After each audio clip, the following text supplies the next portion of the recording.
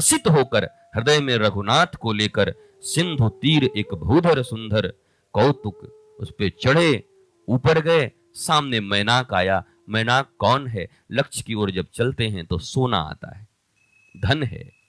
धन पहले बाधा देगा, अरे क्यों फंस रहे हो, नुकसान हो जाएगा, ये हो जाएगा। और लेके कौन आता है? अपने ही लोग आते हैं, कोई दूसरा थोड़ी आएगा।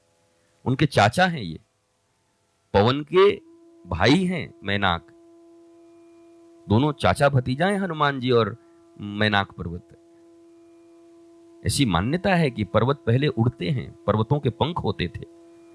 तो जब उत्पात बढ़ा बहुत जगह, तो किसी एक ऋषि ने कहा बड़ा उत्पात करते हो, पंख काटो, जो जहां है वहीं रहो। उड़ते उड़ते कहीं गिर जाते, जहां जिस गांव पे गिर जाए, पर्वत गिर जाए तो क्या हो जाए। ये तो बड़े उत्पात करते हैं भाई। अब इसके रहस्य क्या है हम नहीं जानते, तो हम न मूढ़ता कहते हैं और न हम इसको माइथोलॉजी कहते हैं, माइस्टिक कहते हैं। जब रहस्य समझ में आएगा तो आप समझना, मैं बता दूंगा। चले तो चाचा जी आए और क्या लेके आए? धन लेके आए। बेटा अभी जवानी है और अभी अगर नहीं कमा लिए तो बाद में काम कैसे करेगा, पहले इसको कमा ले। सोना लेके आए।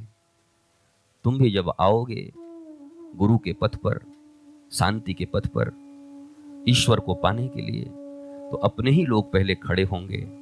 अरे धर्म के लिए तो पूरा उम्र बचा हुआ है, बूढ़े होके कर लेंगे। और ये फिर वही बात है कि बूढ़े होकर वृंदावन चले जाएंगे, पर आज तक कोई नहीं पहुंचा। बस जहां बेटा का विवाह हुआ, पोता हुआ, हम जिम्मेवारी से मुक्त, एक बिटिया है उसकी शादी कर दें। जीवन में बहुत काम किए हैं गुरुजी, अब तो वृंदावन में आपके पास रहना है। ऐसी बात होती तो वृंदावन तो आज पता नहीं संघाई बन जाता, पर वृंदावन जस का तस खाली है। इतनी कॉलोनियां बन गई, इतने बड़े बड़े बिल्डिंग बन गए, इन्वेस्ट कर दिया बड़े बड़े सेठों ने, वहां पर रहने वाला कोई नहीं है। वो तो तू गया जाके देखा, हजारों हजारों कमरे हैं, बंद ताले पड़े हैं, कोई रहने वाला ही नहीं। ऐसी बात होती तो वृंदावन में भीड़ हो जाती, अयोध्या में भीड़ हो जाती।